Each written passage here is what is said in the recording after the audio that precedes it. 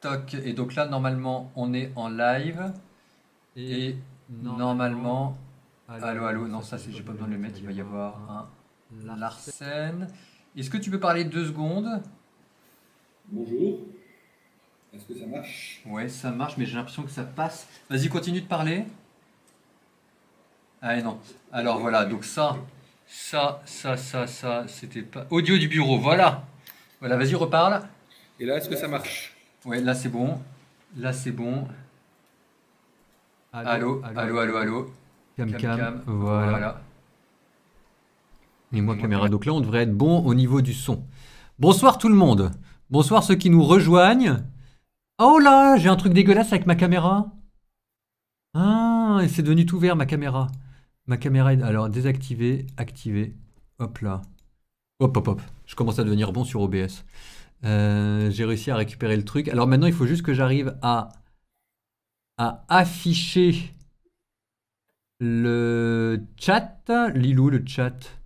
Le chat, il est caché derrière toutes les fenêtres. Je suis en train de... Ça y est, je suis reparti en mode boomer. Voilà, le chat est là. Toc. Toc et toc. Voilà, bonsoir tout le monde.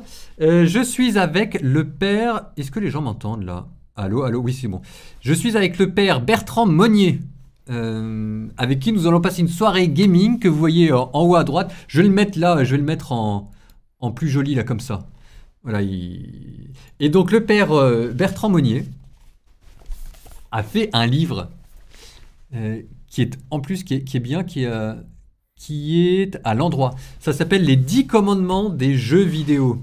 Donc nous avons trouvé un prêtre qui est gamer et qui est aussi métalleux. Tu écoutes du métal? Absolument. Ouais.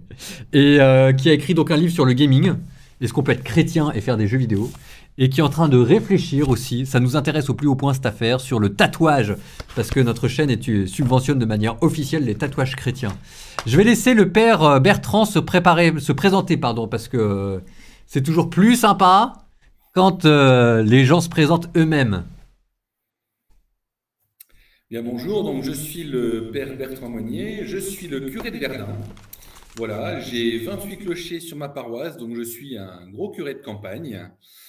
Voilà, effectivement, je suis fan de métal, fan de tout ce qui est culture fantastique. Voilà, j'ai fait mon mémoire en théologie sur Tolkien et son inspiration biblique. Et depuis quelque temps, je travaille sur les jeux vidéo, sur les tatouages, sur le métal, enfin sur toutes les choses qu'on n'a pas l'habitude de voir à l'église. Et ça fait une pastorale dans des milieux nouveaux qui sont très intéressants. Et ton plus beau tatouage pour l'instant, est-ce que tu te souviens de ce que c'était? Mon plus beau tatouage, j'en ai pas, je suis toujours pas tatoué. Mais toi, ceux que tu as vus.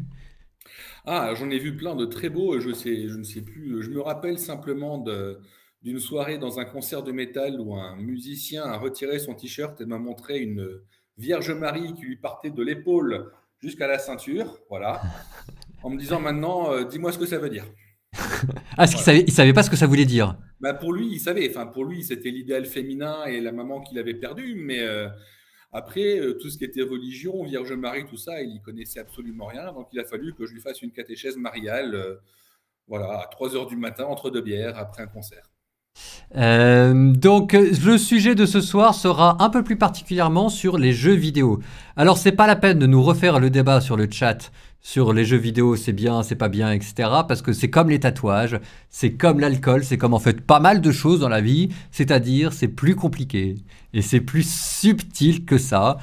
Alors c'est pas dit que les jeux vidéo vous rapprochent de Dieu, ça je vous l'accorde tout à fait, hein, c'est comme les tatouages, c'est pas dit que ça vous rapproche de Dieu, même si jamais on pourra en discuter, mais c'est pas tout de suite de l'oisiveté, du péché ou des trucs comme ça. Pour ma part, j'ai passé une partie non conséquente, une partie importante de ma jeunesse à jouer au démineur, et j'étais devenu une star du démineur, donc je défie quiconque de faire moins de 7 secondes moins de 6 secondes au petit, donc voilà. Donc l'idée de ce soir, c'est de parler gaming, c'est de faire la connaissance du père Monnier, c'est de répondre à vos questions. Donc on va privilégier sur le chat les questions qui sont en lien avec les jeux vidéo. Donc je vais poser tout de suite la question, comme ça ce sera réglé, mais on est parti pour l'entendre un certain nombre de fois parce que les gens vont et viennent.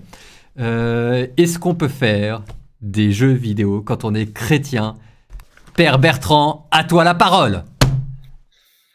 On est chrétien dans un espace et dans un temps donné, ou pour le dire autrement, on est chrétien dans un espace et dans un temps où Dieu nous envoie. Voilà, ça c'est comme ça que je vois les choses. Donc pour moi, c'est la base. J'aime aussi, pour moi, les jeux vidéo, c'est pas seulement un divertissement. Depuis le début du 21e siècle, qui est maintenant quand même bien avancé, les jeux vidéo, c'est un lieu d'art et de culture. Et peut-être que si l'Église est très loin des jeux vidéo, ça montre aussi qu'elle est assez loin de toutes les questions de culture contemporaine qu'on peut interroger derrière par le biais des jeux vidéo. Oui. Voilà. Je prends l'exemple au début du XXe siècle, quand le cinéma est arrivé, eh ben, c'était les prêtres qui, dans les personnages, qui montraient les films, qui avaient ce lien culturel extrêmement important et qui pouvaient rejoindre la population de leur époque avec les nouveaux moyens de leur époque. C'est vrai, ça nous. Pourquoi pas? C'est vrai que nous à Lyon, les Dominicains avaient un cinéma. Et de la même manière, le foot a été introduit en France par les prêtres. Maintenant, ce qui reste, c'est le scoutisme. Mais le scoutisme, en fait, c'était juste un truc. La boxe, par exemple, en Amérique, est extrêmement fait avec. Donc c'est voilà, c'est très bien dit. On est envoyé dans un temps donné, dans une culture donnée, quoi. Alors, le jeu vidéo. Oui, vous vous souvenez d'ailleurs hein, que le budget des jeux vidéo a dépassé celui du cinéma. Il montre bien que c'est pas seulement un divertissement, mais qu'il y a toute une culture derrière.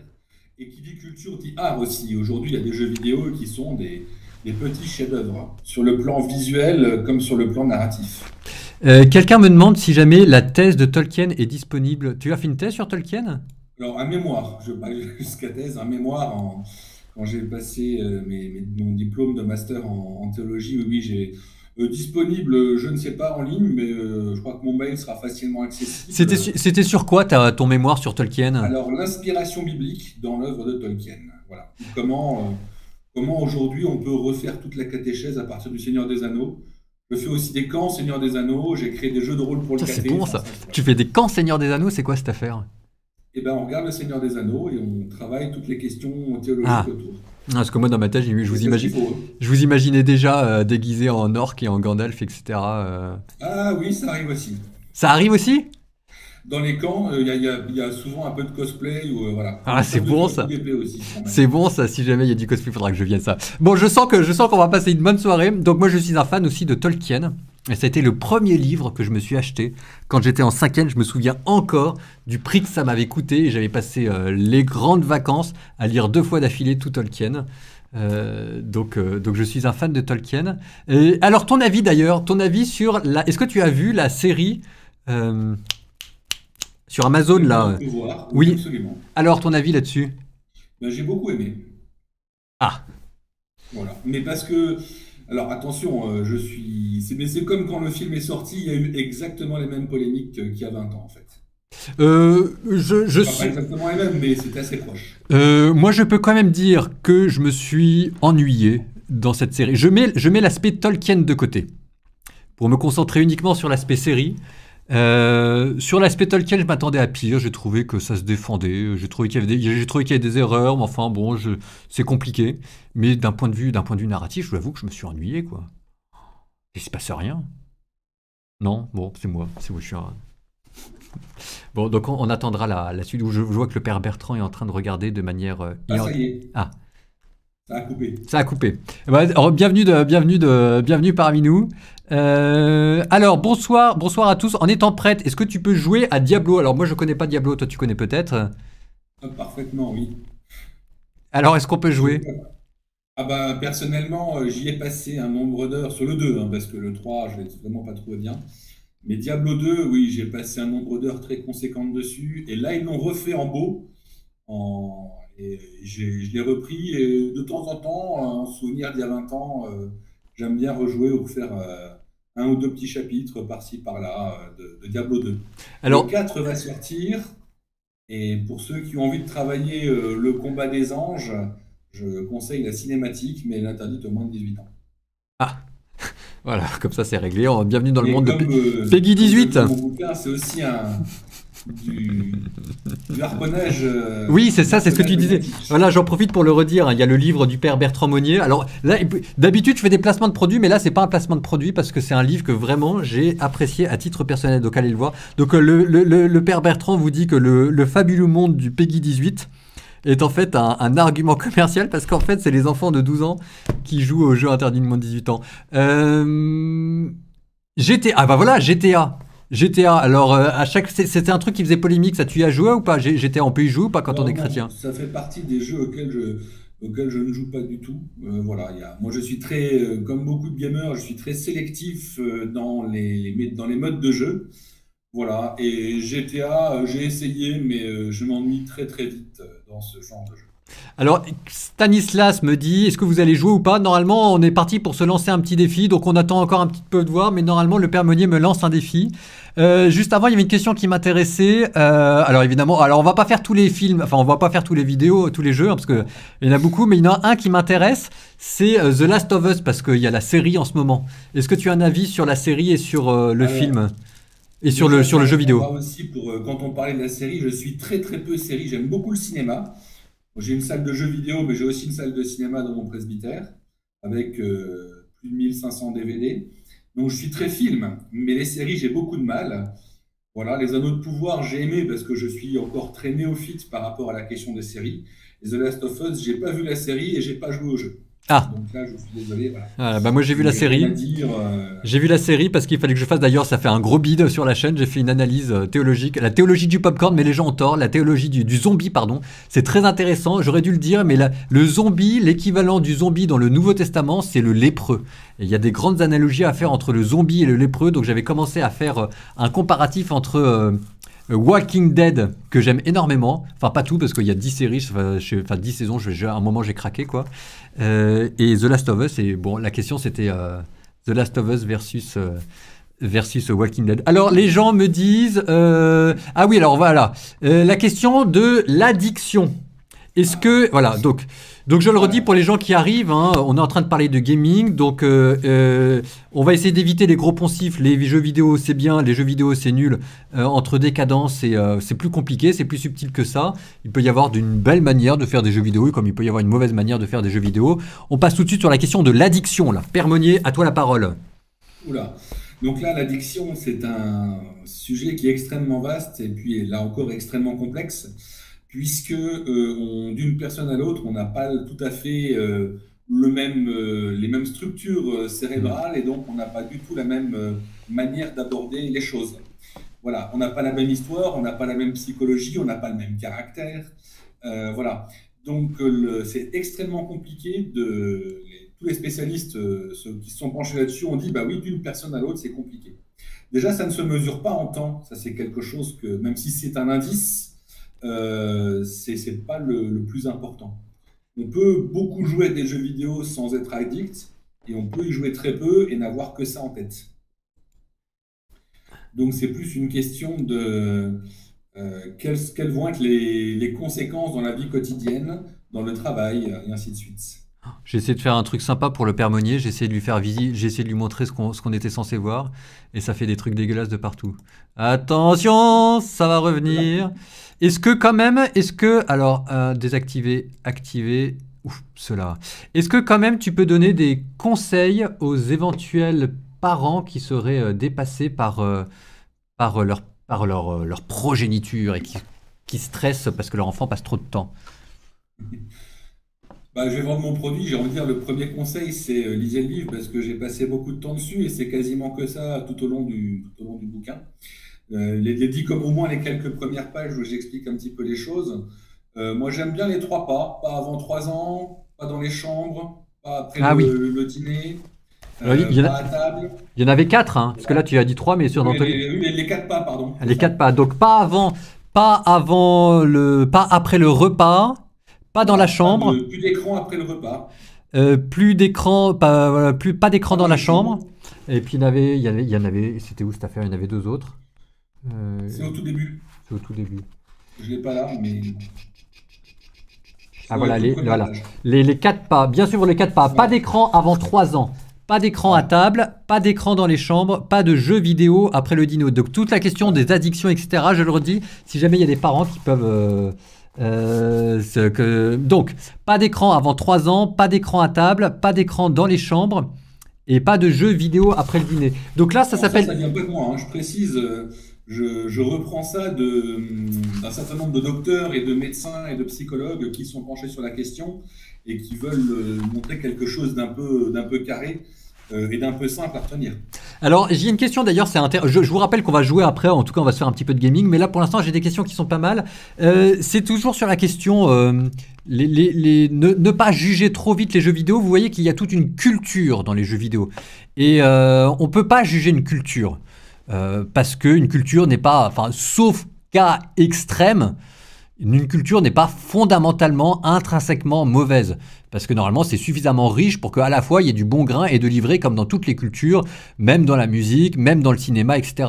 Pour qu'une culture soit intrinsèquement mauvaise, c'est possible, hein, mais il faut vraiment y aller. Donc, les jeux vidéo, en fait, c'est un monde. C'est ça ce qu'essaye de vous dire le Père Monnier, c'est que c'est un monde et que c'est bien de se plonger dedans, etc. Alors, ça me fait reprendre une question que Mathieu avait posée, et je vais essayer de la retrouver, la question de Mathieu... et c'était pour nous dire que voilà. Et dans les jeux vidéo, il y a beaucoup de manichéisme, il y a beaucoup de New Age, il y a beaucoup de Dark Fantasy, il y a beaucoup de sorcellerie, il y a beaucoup de relativisme aussi, etc. Donc on parlait de la culture des jeux vidéo. 2 questions là-dedans. Est-ce que c'est anodin de jouer à des jeux où il y a des sorciers, où il y a une spiritualité New Age, etc. Et deuxième question, comment trier un peu tout ça, quoi? Alors, déjà, ce qu'il faut, c'est la première chose, c'est de considérer le jeu vidéo comme une culture. Et si on veut avoir des éléments de réponse, il faut le comparer à d'autres éléments culturels. Par exemple, le cinéma ou la peinture. Voilà. Enfin, je pense qu'il y a pas mal de choses derrière tout ça. Les jeux vidéo sont pas bons ou mauvais, mais ça, c'est très basique. C'est l'utilisation qu'on va en faire qui va les rendre bons ou mauvais. Voilà, parce qu'il y a aussi une dimension thérapeutique dans les jeux vidéo. Donc, quand on met un peu tout ça, on voit bien que ça part dans tous les sens. D'où la question du tri. Effectivement, comment faire le tri? Eh bien, moi, je me dis que notre point fort quand on est chrétien, c'est d'être en communauté et de pouvoir un petit peu partager, échanger. On a, je pense, entre nous, tout un réseau de gens qui connaissent. Bon, il y a beaucoup de choses que je ne connais absolument pas, y compris dans les jeux vidéo, parce que c'est trop grand pour ma petite personne, même si je suis très large. Je pense qu'en se mettant un petit peu en réseau, en pouvant échanger un petit peu sur les différents vécus, les différentes expériences qu'on a rencontrées, il y aura peut-être moyen de faire quelque chose de l'ordre du discernement. Mais ça suppose une ouverture, ça suppose du dialogue, ça suppose un échange, et donc de ne pas tout de suite partir en disant bah non, c'est horrible, c'est affreux, au secours. Alors j'avais une question, alors ça je vais y répondre, et ensuite j'en ai une autre pour le Père Monnier. Dans 5 minutes on part jouer, hein, parce que on était parti pour se faire un petit défi, donc là on est parti sur les questions, mais il y a quand même un moment donné, il va falloir justifier l'appellation gamer, donc il faudra quand même qu'on mette les mains dans le cambouis et qu'on y aille. Mais d'abord une question, je vais y répondre, c'était quelqu'un qui me disait, est-ce que Jésus aurait joué aux jeux vidéo? Alors évidemment, on a tout de suite envie de dire que non, il n'aurait pas joué aux jeux vidéo. Ceci dit, quand vous lisez attentivement le Nouveau Testament, Jésus, ce n'est pas Jean le Baptiste. Jean le Baptiste, de manière claire, il vivait dans un désert, il vivait dans l'ascèse, et on disait de lui, parce qu'il vivait dans l'ascèse, qu'il était traité de démon et de possédé. Donc Jean le Baptiste, assez clair, n'aurait pas joué aux jeux vidéo. De Jésus, on disait que c'était un ivrogne, un glouton, et qui passait son temps avec les publicains, les prostituées et les pêcheurs. Donc, je sais pas s'il aurait joué aux jeux vidéo, mais je peux pas dire tout de suite comme ça, dès le début, qu'il n'aurait pas joué aux jeux vidéo. Jésus, c'est plus compliqué, hein. Je sais pas si là-dessus tu vas rajouter quelque chose, mais c'est ce que je dirais à première analyse. Eh bien, effectivement, la question du Christ, pour moi, c'est une mauvaise question dans le sens où il est à la fois important et bon de garder un voile sur les 30 premières années, hormis effectivement le recouvrement au temple quand il avait 10 ans. Moi, je pense que Jésus-Christ a eu sa vie cachée, et qu'on peut commencer à penser tout ce qu'on veut sur sa vie cachée. Est-ce qu'il a joué au foot avec ses amis dans les rues de Nazareth? Pourquoi pas? Ou pas, bah non, parce que. Mais est-ce qu'il a peint? Est-ce qu'il a dessiné? Est-ce qu'il a écrit? Parce qu'effectivement, on n'a retrouvé aucun écrit de Jésus sur le plan historique ou archéologique. Donc il y a plein de questions qu'on pourrait poser comme ça. Je pense qu'on n'aura pas la réponse et qu'il est bon qu'on n'ait pas la réponse parce que si notre Seigneur a choisi de rester caché ces 30 premières années, c'est qu'il y a bien une raison aussi. Donc on peut tergiverser énormément sur tout ce qui s'est passé avant sa vie ministérielle. Je ne pense pas qu'on aboutira à quelque chose de très probant ou de très pertinent. Alors, j'ai 2 questions pour toi. Alors, une qui arrête pas de revenir sur Elder Ring. Est-ce que Elder Ring est un manque de respect? Je crois qu'il y a Marika là-dedans. Je ne sais pas si ça te dit quelque chose. Oui, j'avais commencé à expliquer. Effectivement, toute cette série, alors moi je ne suis pas très série, donc là c'est pas trop mon domaine, mais forcément celle-ci, j'ai rejoint mes amis geeks chez eux pour aller voir tout ça. J'ai beaucoup aimé parce que j'aime beaucoup le lore, comme on dit aujourd'hui, tout ce médiéval fantastique. Moi, j'étais ébahi par la production. Voilà, l'histoire, ça m'a bien plu aussi. Je pars du principe que le livre, c'est le livre, écrit par Tolkien. Le film, c'est le film, réalisé par Peter Jackson. Et la série, c'est la série. Je ne sais plus qui l'a produite et réalisée, peu importe. Donc, ce sont des œuvres en soi. Et chaque artiste a la liberté de faire ce qu'il veut de son œuvre. Voilà. Donc alors après, on peut être puriste, dire moi j'aurais fait comme ci, moi j'aurais fait comme ça, moi j'aurais été plus proche du livre et ainsi de suite. Effectivement. Mais de mon côté, je m'interdis de ce genre de jugement. Alors, quelqu'un me demandait si jamais, dans ta paroisse, ton style atypique, comment ça passait? Là, vous voyez que le père Bertrand a son t-shirt de métal sur lui. Oui, ça passe très bien auprès de beaucoup de gens et ça coince au niveau de certaines personnes, mais c'est quand même plutôt rare. Alors maintenant, j'ai proposé au père Damien, enfin c'est pas j'ai proposé, j'ai dit au père Bertrand que lui, prêtre diocésain et moi, prêtre religieux, il y a un moment donné, il fallait arrêter, il fallait savoir qui était le meilleur, donc je lui ai proposé un défi. Je lui ai dit, tu choisis les armes, le prix que tu veux, je te lance un défi sur le gaming. Je laisse le père Bertrand nous dire les armes qu'il a choisies pour qu'on passe en mode battle et qu'il me fasse découvrir. L'idée, c'est que ce soir, il me fait découvrir et que je m'entraîne pendant une semaine et après, je lui mets la pâtée.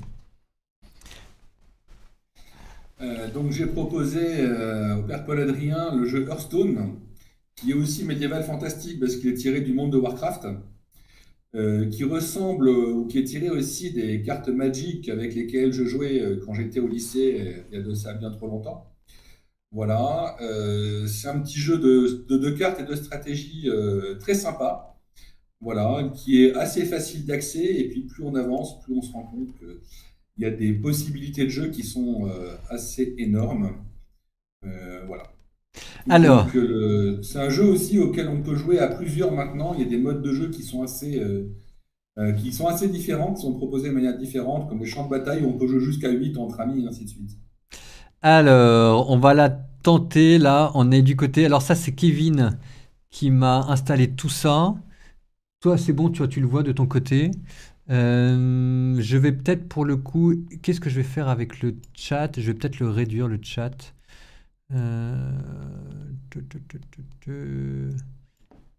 Et voilà, je vais réduire le chat. Toc. Hop, on va le mettre là. Alors voilà, donc là je suis sur une plateforme. Alors c'est là où je vais révéler à tout le monde que je suis un grand boomer parce que j'étais complètement paumé. Là, c'est Kevin qui m'a installé ça.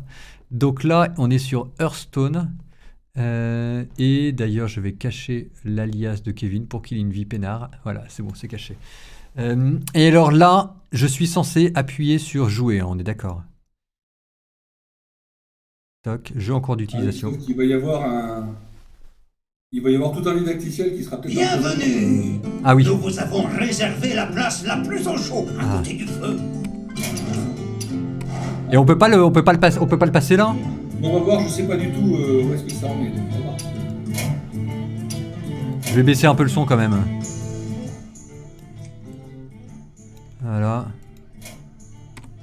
Alors fermer. Alors, Hearthstone. dans ce cas, touchez à rien, je vais vous inviter, mais il me faut votre tag. Alors, Il faut que vous, non, pardon, il faut que vous acceptiez mon invitation. alors, il faut que j'appuie sur quoi là? Il doit y avoir, il faut revenir à l'écran. Ah, je fais mon gros à boomer la là. plateforme. Il faut que je revienne à la plateforme. La plateforme, elle est là. La plateforme, Voilà. elle est là. Il doit y avoir quelque part, je ne vois pas du tout ce que vous avez, mais il doit y avoir quelque part les contacts. Si une demande Alors, de j'ai contact, contact préféré, j'ai amis, j'ai demande de contact, j'ai une demande de contact. Ah, voilà, Et c'est j'ai bon. eu là, voilà, c'est ça, accepté. Toc. Voilà. Toc. Donc là, Et je vais lancer, il faut revenir sur le jeu, je vais lancer le défi. Est-ce que je retrouve voilà. Je lance le jeu aussi et on se défie. alors, moi j'ai encore jamais joué. Hein. Alors, dans ce cas... Je suis complètement paumé. Ah oui, il y a du niveau là dans les decks. Ah bah Kevin, il est pas là pour rigoler. Hein. Kevin, c'est un... Kevin, Oui, il y a du... Kevin, c'est un vrai geek. C'est un vrai geek, quoi. Alors, je vois un druide qui est assez costaud. Conseil de Guff, c'est un druide qui tient bien la distance. Un chasseur assez mid-range avec bête des profondeurs. Ombreuse éternelle, c'est un deck prêtre. Attention. Alors, je vais sur le deck prêtre. Je vais sur le deck prêtre. Non, voilà. Oui, voilà. Deck chasseur, deck... Non, mais je vais lancer le défi. Ah d'accord, vous allez lancer le défi. Voilà. Je regardais juste ce qu'il y avait déjà en vitesse. Alors, déjà, on va faire ça.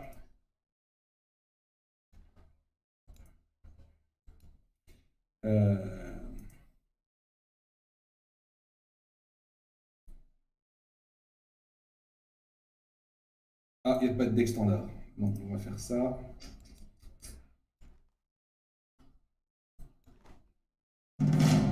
Voilà.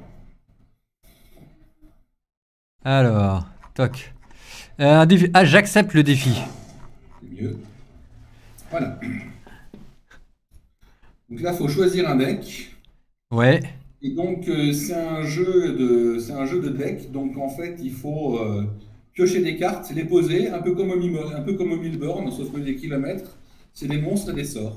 Ok, très bien. Et donc, on a dit qu'on prenait le chasseur. Bon, alors, il faut prendre. Là, il faut choisir. Je vais prendre en pleine face dans ta gueule. D'accord. C'est un deck chasseur. Choisir. Oh, je vais prendre un prêtre, peut-être, non, pour rester. C'est lesquels les prêtres? Là, je vois pas trop. Bon, moi, je vais prendre un prêtre. Un prêtre avec des dragons, tiens, voilà. Donc, ça va être les bêtes du chasseur contre les dragons du prêtre. Alors, il y a quelqu'un qui me demande dans le chat si on va jouer à I Am Jesus Christ, mais j'ai pas encore pu avoir le jeu. Il faut que je le trouve. Et vous non. Oui, oui. Alors, j'ai regardé des choses dessus, j'ai trouvé assez basique, assez simple. Alors, j'essaie de ne pas regarder l'écran parce que c'est de la triche, si je vois les cartes. Ah oui, parce que toi, tu peux voir mes cartes. Ah oui, non, mais dans ce cas-là, je coupe. Dans ce cas-là, je te rebascule en. Il faut couper, comme ça, je ne regarde pas. On va retirer ça. On va retirer. Je vais. Hop, on va repasser en. Donc là, il faut choisir les cartes qu'on garde et les cartes qu'on ne garde pas. Donc, alors, 2 secondes, parce que moi, j'ai refait mon boomer, j'ai essayé de te cacher le truc, mais j'y suis pas arrivé, ça me demande un peu trop de manip. Donc, hop, moi, caméra. Il faut cliquer à côté et OK. Attends 2 petites secondes, activer, voilà. Toc, alors, il faut que je quitte sur quitter. Non, faut pas quitter parce que là, on quitte le jeu. Ok, j'appuie sur OK. Ouf, il me restait 4 secondes. Donc au tour 1, on a un cristal de mana, on peut jouer les cartes à 1. Je vois que On va jouer. Ah, mais là, moi, je te vois plus, là. T'as dit... Ah, c'est ta... Ah oui, ta caméra a disparu. Alors. Toc. Toc. Donc là, j'ai des cartes. Puis vous piochez une bête. On va jouer une à 1. Une à 1, ok, j'en joue une à 1. Il y a un cristal de mana. Je ne peux pas jouer ça. Je ne peux pas jouer ça. Pas assez de mana. Ah! Ah!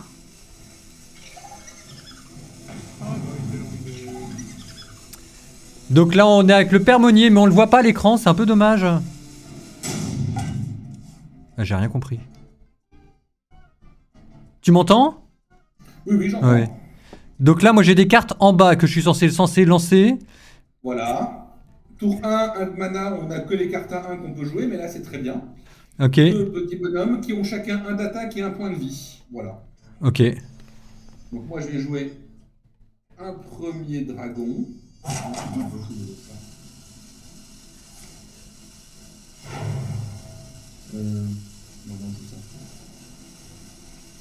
Pour en casser un. Je suis complètement perdu. Je comprends rien là, il faut que je regarde quoi. Tog Z. À vous de jouer. Ah! À la fin de votre tour, vous piochez jusqu'à avoir 3 cartes en main. Une fois que vous avez utilisé votre pouvoir héroïque lance un secret deck. Donne +1 à un serviteur, invoque un Marsoul. Vous piochez une bête. Ça lui donne +3. Moi j'ai pioché un. Donc là j'ai le droit à des 2 ou pas? Ah bah maintenant oui, voilà, très bien. Donc j'ai un... Alors maintenant, comme le Volpertinger, il a que 1 point de vie et 1 d'attaque, s'il attaque mon lépreux, on parlait des lépreux, tiens voilà, il va mourir. Donc il vaut mieux m'attaquer moi. Le but c'est d'exploser l'adversaire en face. Donc vite, il faut que le petit lapin attaque. Alors non, fallait qu'il m'attaque moi, parce que là il est mort. Et moi je suis toujours vivant. Ah, j'ai perdu. J'ai fait n'importe quoi. C'est pas grave. Je suis sur la fin du tour. Faut que je clique. Oh, je suis complètement perdu. Et c'est super compliqué, il y a des boutons partout. C'est qui je jouait? pose un dragon qui a 3 points d'attaque et 2 points de vie. Et ouais. le lépreux, il avait 3 points d'attaque et 2 points de vie, mais il n'en a plus qu'un parce qu'il s'est fait attaquer par le lapin. D'accord. Du coup, moi, je peux attaquer ici pour faire 3 points de vie en moins. Ah, mais c'est pas juste ça. Parce que ça, c'est moi ça. Oui. Et pourquoi j'ai 27 et alors que toi, t'es encore à 35? Bah, c'est pour ça que j'ai qu'il valait mieux m'attaquer moi avec le petit lapin. Ça aurait pour garder des bêtes sur le terrain. Mais au fur et à mesure, ça on avance, on est de plus en plus fort. Alors. Parfois, il y a des decks qui sont très faibles au début et très forts à la fin. D'autres, c'est l'inverse. Ils sont très forts au début, mais à la fin, ils sont très faibles. Alors, invoque une copie de ce serviteur. Donc moi, il va falloir que je place quelqu'un là. Il va falloir que je place quelqu'un. À la fin. Donc il faut que je place un monstre. Il faut que je place un monstre. Ou lancer un sort. Ou lancer un sort. Mais j'ai des sorts moi là-dedans là. Une fois que vous avez utilisé. Non, c'est pas des monstres, généralement, c'est des sorts. Ah. Non, il faut que je place un monstre. Il faut que je place un. Je vais placer mon petit lapin là. Et donc il y a encore 2 de mana. Donc ça, c'est bien joué parce que c'est du 4-4 à la place de 1-1. C'est très fort. Ouais, ben ouais. Il y a encore 2 de mana pour faire quelque chose. Et si on peut rien faire, faut faire le pouvoir héroïque qui est à droite, c'est la flèche. Ouais. Ça va balancer 2 points dans le pif.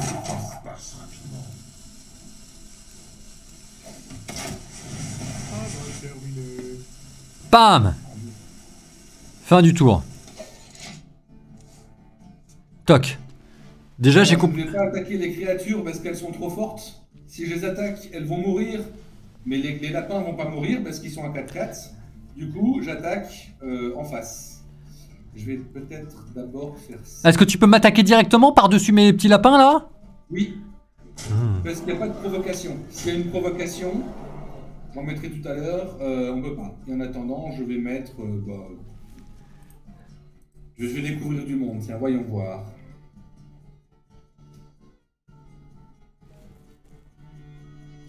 Voilà, le clergé, voilà ce à quoi passe le clergé catholique une fois qu'il est entre 2 messes, 2 séances de caté.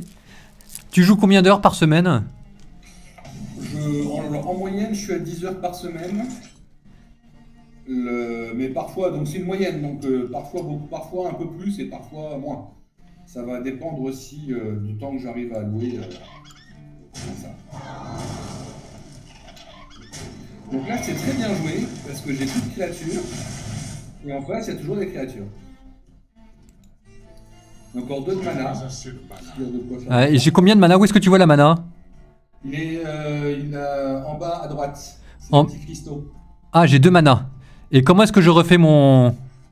À chaque tour, on revient à d'abord 1, puis 2, puis 3, puis 4, puis 5. D'accord. Ça, c'est très bien joué aussi. Je sais pas ce que c'est ça. Chose avec ça. Les serviteurs ne peuvent pas attaquer au tour où ils sont joués. Ah! J'ai peut-être plus que 21 points de vie, mais moi vous allez voir ce que va faire le...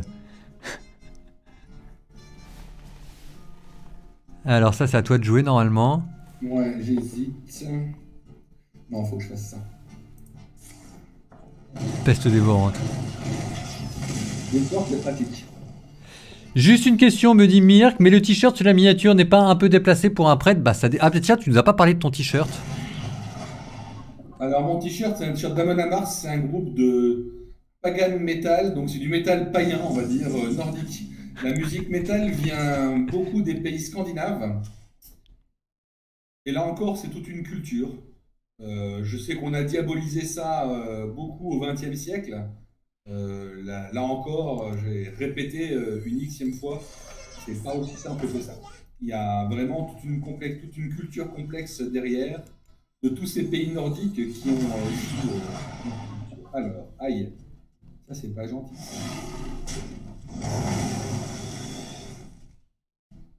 Je n'ai pas assez de mana. Vous êtes là pour la visite?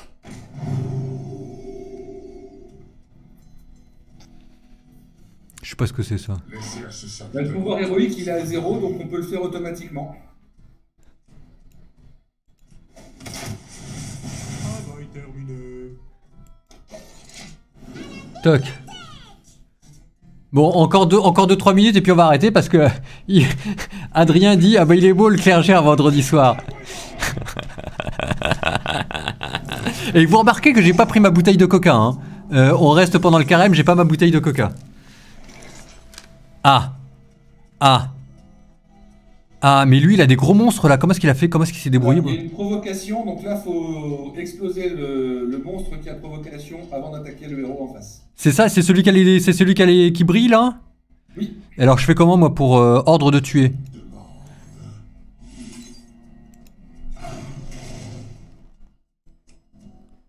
Ordre de tuer.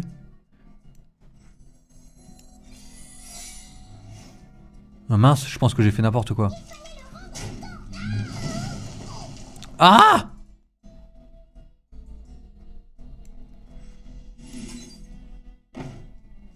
Magnifique. Je ne peux pas faire ça.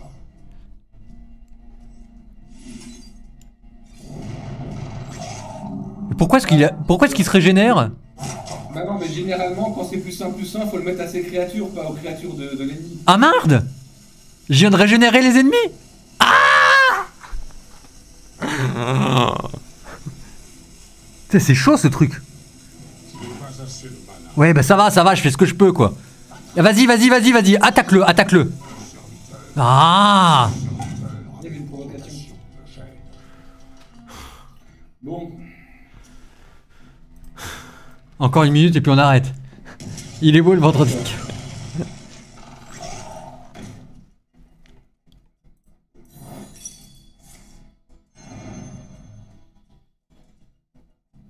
Je suis en train de me faire laminer.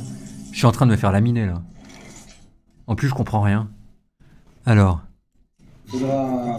En fait, ce qu'il faut, c'est faire le didacticiel. Ah, il y a un didacticiel. Ah, c'est ça ce qu'il va falloir que je fasse. Mais dès qu'on se fait un compte, dès qu'on se crée son propre compte, il y a le didacticiel qui est lancé automatiquement dès qu'on lance le jeu la première fois. Donc là, avec une arme, le héros peut attaquer. Je pense que je lui ai redonné de la... Je chasse. Je n'ai pas une cible. Je n'ai pas une Mais pourquoi est-ce que je t'ai donné des points? Bonne question.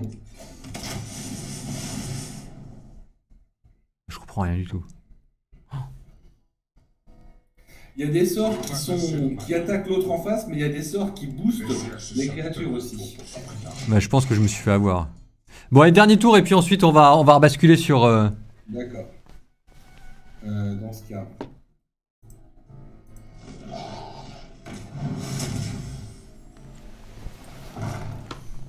Je me dépêche, hein, mais il reste plus que 4 PV, ça devrait aller.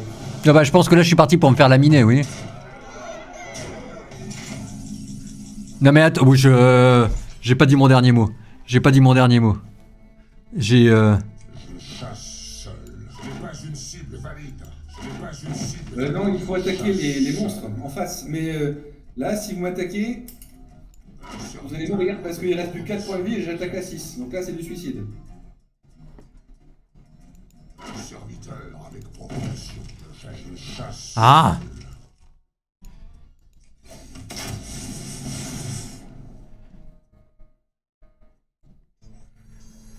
Je comprends. Je chasse seul.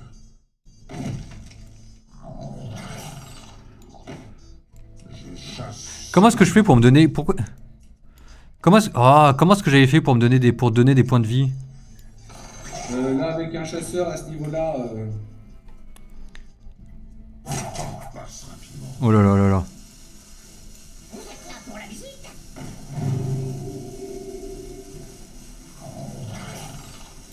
ouais, je fais tout de suite. Avec provocation.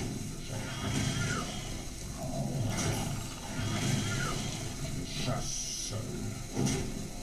Bon, bah, Ah merde. Je me suis fait avoir. Ah, je l'ai mauvaise là. Non seulement j'ai rien compris, mais en plus je me suis fait avoir. Donc il y a un didacticiel. mais en fait, oui, il faut créer son propre compte et essayer le. Puis, quand on fait la première partie sur un compte, il y a un didacticiel qui sort, comme dans beaucoup de jeux d'ailleurs, on commence par apprendre à y jouer. Bon, C'est un jeu qui est tiré des cartes Magic et qui existait il y a quelques temps, qui existe toujours d'ailleurs. alors redis-moi pourquoi t'avais choisi ce jeu? Alors j'ai choisi ce jeu parce que déjà il est assez court, les parties sont courtes. Il y a un côté stratégie, moi j'aime bien les jeux de stratégie. Et il y a une dimension de construction de deck aussi, comme il y a énormément de cartes disponibles, on n'en choisit que 30 pour mettre dans le tas qu'on va tirer. Il y a des milliers de combinaisons, même enfin des milliers de possibilités de jeu, on va dire. Les combinaisons, ça chiffre beaucoup plus que par milliers. Voilà. Donc là, le deck en fait, c'est quand toi tu peux construire ta pioche, c'est ça? C'est ça. Ok. On appelle ça un deck, la pioche, et on va construire son deck avec les cartes qu'on collectionne en jouant. Ok. Bastien Tutin qui dit: je viens d'arriver, c'est un live où il discute réellement de théologie où il joue juste. On fait les deux. On fait les deux. C'est le début du week-end, même si jamais je pense que je vais bosser tout le week-end. Toi aussi, je pense que tu. Bah oui, parce que pour toi, le week-end, tu bosses aussi. Donc là, on a réussi à se trouver 1 heure et demie de temps libre, qui n'est pas en fait vraiment du temps libre, où le père Monnier me fait découvrir les jeux vidéo, parce que c'est un gamer, et en même temps, on en profitait pour parler théologie, pour parler des questions que les gens se posaient. Donc voilà. Alors, il y avait quelqu'un qui me demandait ça.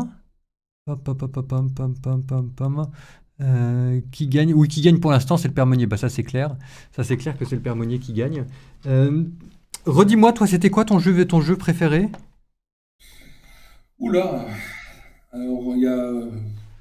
S'il fallait vraiment choisir, je pense que je choisirais StarCraft 2 parce que je pense que Ah oui, c'est un des, c'est ce que tu disais ça. des jeux qui sont un peu les plus aboutis aujourd'hui en termes de jeux de stratégie. Ouais.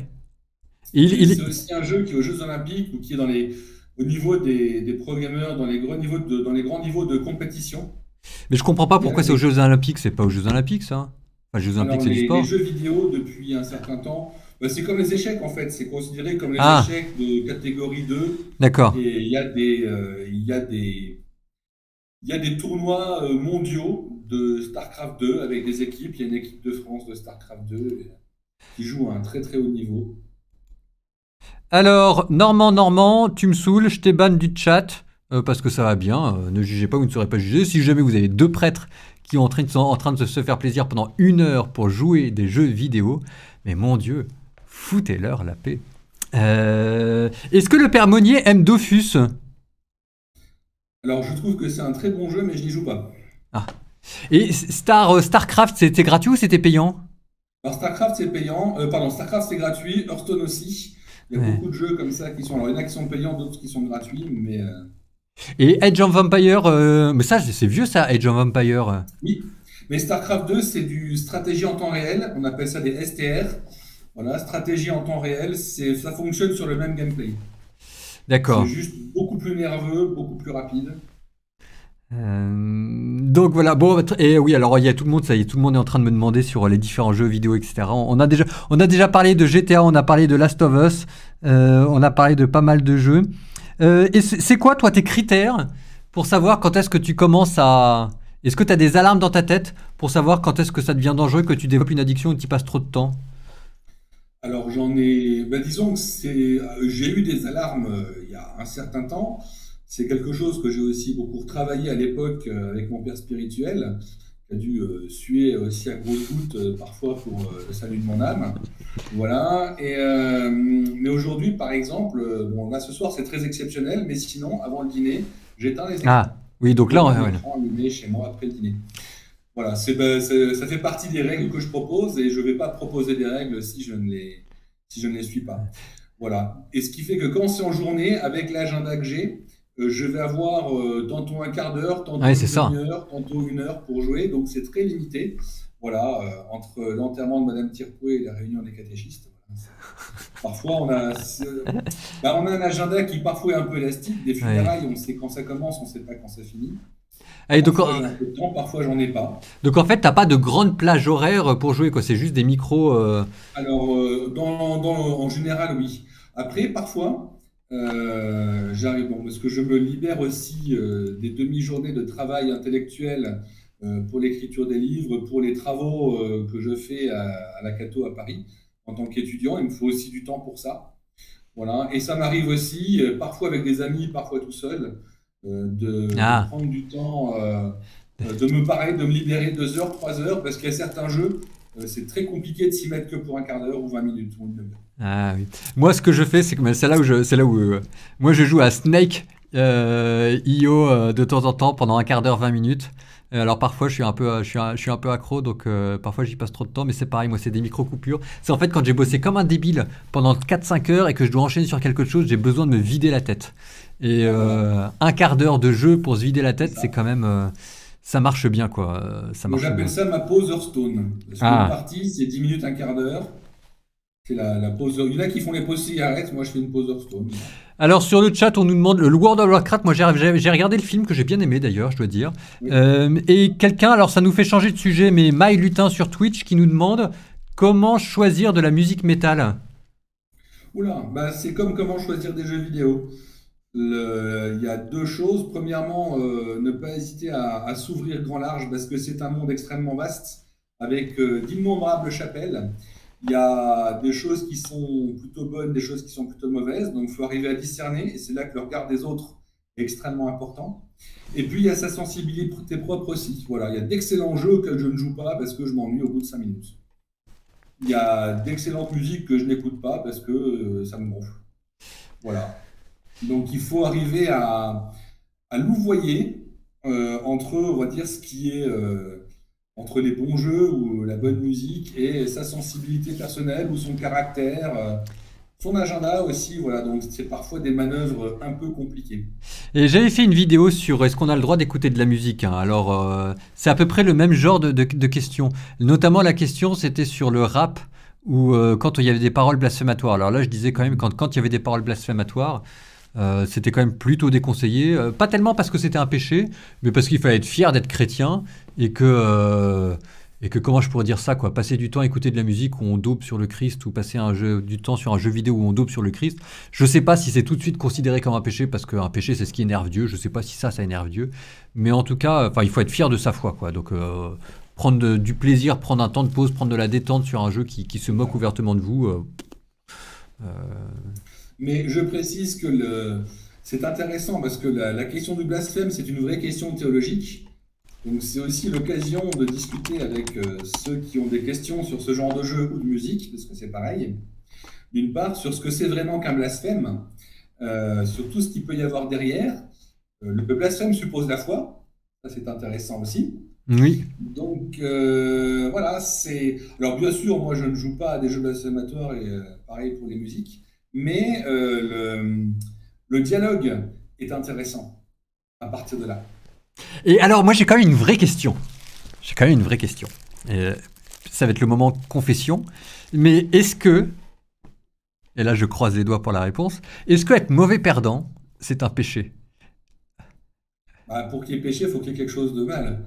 Donc si le mauvais perdant, il va taper Non. sur quelqu'un de près, ou voilà. Non, c'est Bah, juste, mauvais perdant, c'est qui s'énerve et qui engueule tout le monde, mais c'est plutôt drôle en fait, mais qui s'énerve quand même.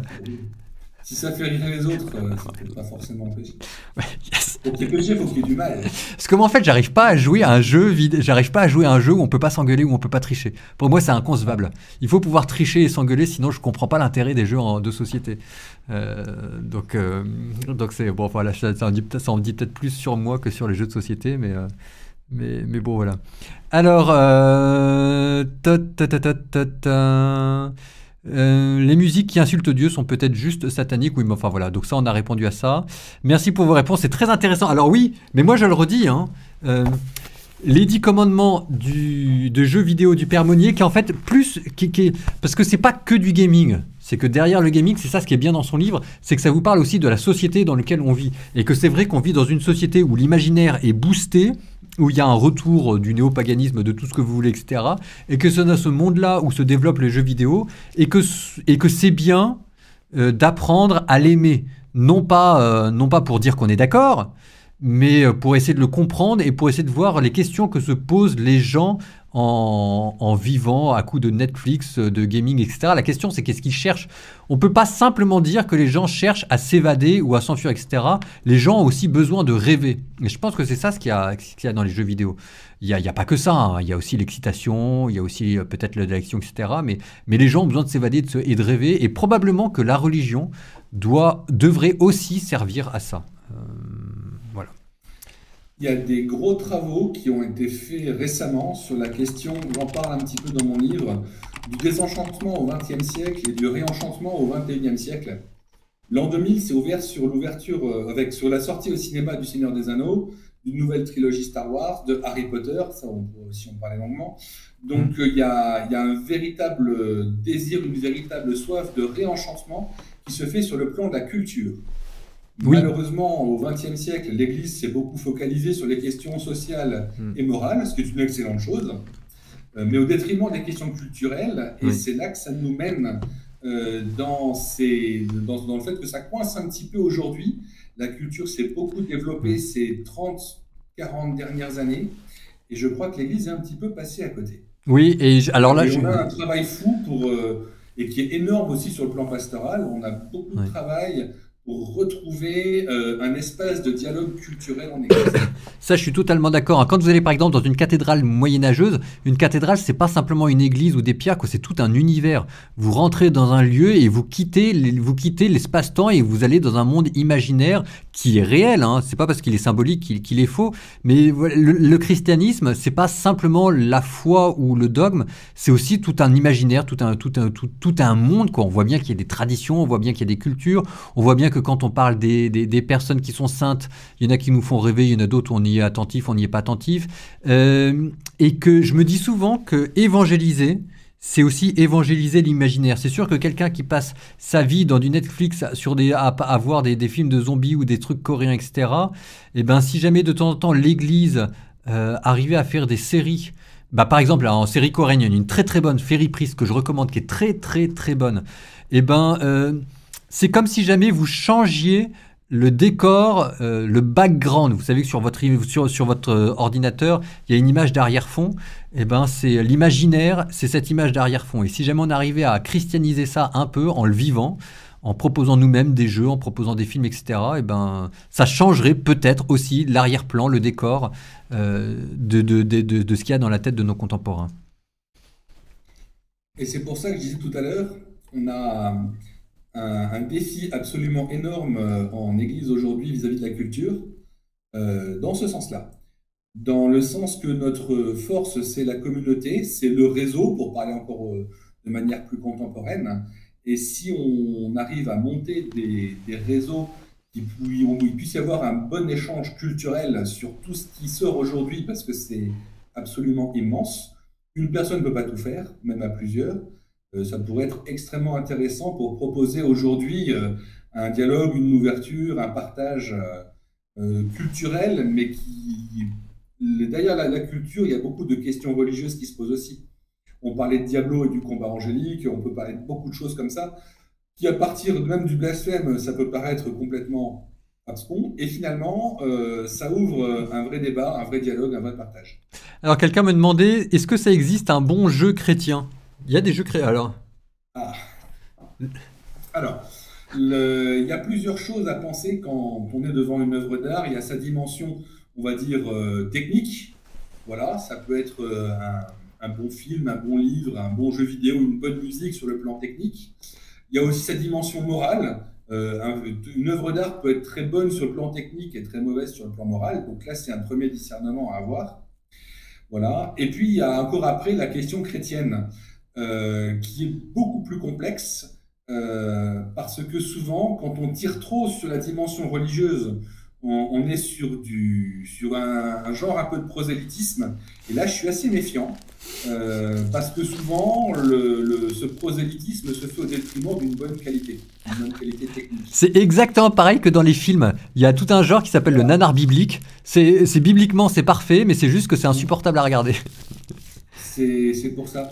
Je préfère, comment dire ça, je préfère une belle œuvre d'art inspirée, faite par des non-croyants, mais qui ouvre à des questions de foi, que quelque chose de directement chrétien, estampillé chrétien, qui va faire fuir tout le monde parce que c'est du prosélytisme, ou parce que ce sera inregardable ou inécoutable. Ou voilà.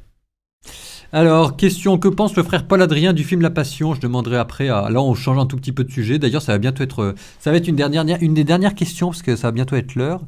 Le film La Passion, moi, j'avais beaucoup aimé. Alors, on est dans la catégorie film d'horreur. Hein. Je vous ai dit qu'il y a plusieurs genres. Il y a le genre nanar, il y a le genre film d'horreur, il y a le genre comédie sentimentale.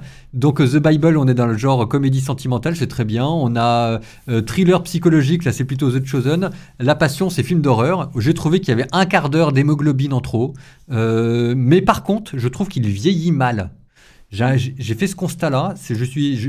Les jeunes générations accrochent moins à La Passion qu'avant. Donc, d'un point de vue esthétique, je pense qu'il vieillit mal. Voilà, je ne sais pas si tu as quelque chose à dire là-dessus. Voilà. Bon, moi, j'ai beaucoup aimé aussi, et il y avait aussi beaucoup d'hémoglobine, et j'ai relu ça comme le sang versé pour la multitude. Ils ont bien poussé le trait. C'est symbolique. Il faut aussi proposer des relectures symboliques à ce niveau-là. Alors, pensez-vous évangéliser à travers les jeux? Je pense qu'en fait, est-ce que ça t'arrive? Moi, je pense qu'il faudrait essayer. Moi, je pense qu'il y aurait de la place pour un bon jeu catholique français. Est-ce que toi, ça t'arrive d'évangéliser quand tu es en ligne avec des joueurs? Alors, la question de l'évangélisation, c'est complexe, là encore. Qu'est-ce que c'est vraiment qu'évangéliser?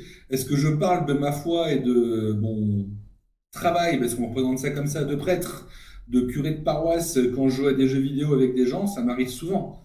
Est-ce qu'ils vont se convertir parce qu'ils ont joué avec un prêtre? Je suis pas sûr. Est-ce qu'ils vont se convertir parce qu'ils se sont fait laminer par un prêtre? Je suis encore moins sûr. Est-ce que ça t'arrive d'avoir un plaisir assez inavouable quand, en tant que prêtre, tu lamines un athée ou quelqu'un d'une autre religion? Moi, j'avoue que je suis quelqu'un de très... je suis très, très mauvais gagnant et très bon perdant. Ouais. Moi, je joue surtout pour jouer. Et j'aime beaucoup les jeux où il n'y a pas forcément... Enfin, les jeux d'exploration, les jeux de construction, j'y joue aussi énormément, les jeux de civilisation, où il y a... Déjà, c'est souvent des jeux solo, il n'y a pas de compétition. Je n'aime pas beaucoup la compétition. Voilà. Après, quand on est entre amis, voilà, oui... Petit clin d'œil à Maxence et Justin, mes neveux, qui m'ont laminé sur Heroes of the Storm. Ils étaient très fiers tous les deux, parce que maintenant, ils arrivent à battre le tonton, voilà. Ah, bien joué. Ouais, voilà. Moi, je suis un très mauvais perdant, donc moi, j'avoue que c'est la compétition. Donc, par exemple, dans Snake, mon but, c'est pas de faire le serpent le plus long. Mon but, c'est de manger le plus d'autres serpents. Voilà. Donc, voilà. Bon, voilà. Alors, dis-moi à quoi tu joues ou dis-moi comment tu joues, je te dirai qui tu es. Il y a aussi beaucoup de choses à faire autour du jeu, pour se découvrir les uns les autres, pour échanger sur nos différents caractères. Je trouve ça assez intéressant aussi. Ah, La Passion of the Christ, Résurrection, il sort en 2024. Kazozo qui me dit qu'elle a... Ça, je l'attendais plus, celle-là. Donc, il y aurait la suite qui sortira en 2024. Ça, on va voir. On va voir. Ah, moi, j'aurais préféré Jésus 2, le retour, mais là, c'est encore une autre culture. Bon, et il est 22 heures, fidèle à notre habitude, je vous propose d'arrêter là. Je propose au Père Monnier, donc je vous le redis, hein, vous avez vu que le Père Monnier est ce qu'on appelle un personnage, entre les tatouages, le métal et le gaming. C'est ça aussi le clergé catholique, et c'est bien comme ça. Donc moi j'ai une semaine pour m'entraîner à Hearthstone, pour essayer de pas trop me faire laminer. Je pense que ça va être cool. Déjà, il va falloir bien 2-3 jours pour que je comprenne comment ça marche et 2-3 jours pour m'entraîner. Mais donc, ça, c'est rendez-vous la semaine prochaine. On se fera un live avec le Père Monnier, mais ce sera, je pense, dans la journée. Bon, bref. Est-ce que tu accepterais de dire un autre Père final pour terminer en beauté ce live? Absolument.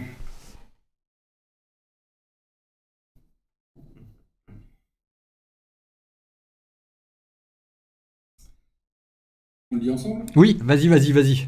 Alors, Notre Père, qui es aux cieux, que ton nom soit sanctifié, que ton règne vienne, que ta volonté soit faite sur la terre comme au ciel. Donne-nous aujourd'hui notre pain de ce jour. Pardonne-nous nos offenses, comme nous pardonnons aussi à ceux qui nous ont offensés. Et ne nous laisse pas entrer en tentation, mais délivre-nous du mal. Amen. et que Amen. Dieu bénisse tous les joueurs et tous ceux qui nous regardent. Allez, reste avec moi 2 secondes et moi je vais arrêter le live. Ciao tout le monde. Vaincra Et aussi. l'amour vaincra. Et l'amour vaincra.